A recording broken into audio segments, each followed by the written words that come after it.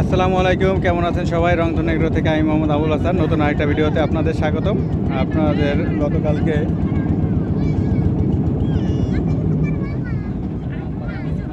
যে ভিডিওটা দিয়েছিলাম সেটা হচ্ছে আমাদের পদ্মা নদী ভ্রমণের একটা ভিডিও। তো যে সন্ধ্যা হয়ে গেছে, রাতের বেলা আমরা যখন নদী পার হচ্ছিলাম তখন এক ভাই চর থেকে বাদাম উঠিয়ে নিয়ে আসছে।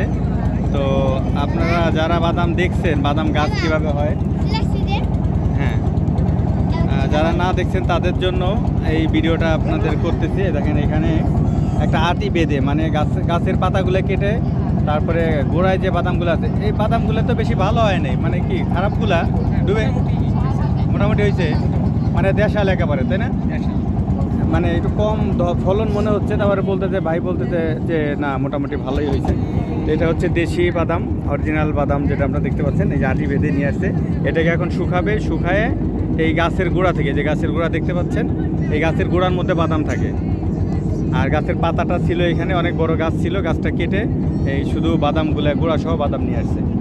তো আপনাদেরকে বাদামের ক্ষেত আজকে দেখাইতে পারলাম না, কারণ রাত হয়ে গেছে। আপনাদেরকে আমরা চলে আসছি এপারে, ওই ওপার দেখা যাচ্ছে আপনার আমাদের ঘাট। আমরা এখন নেমে যাব এখানে। তো ভাবলাম যে যারা বাদামের গাছ দেখেননি কখনো, তাদের জন্য এই ভিডিওটা করলাম।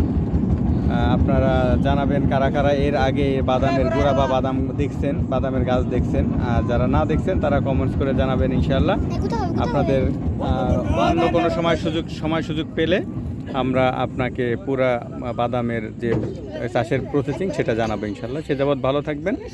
আল্লাহ হাফেজ।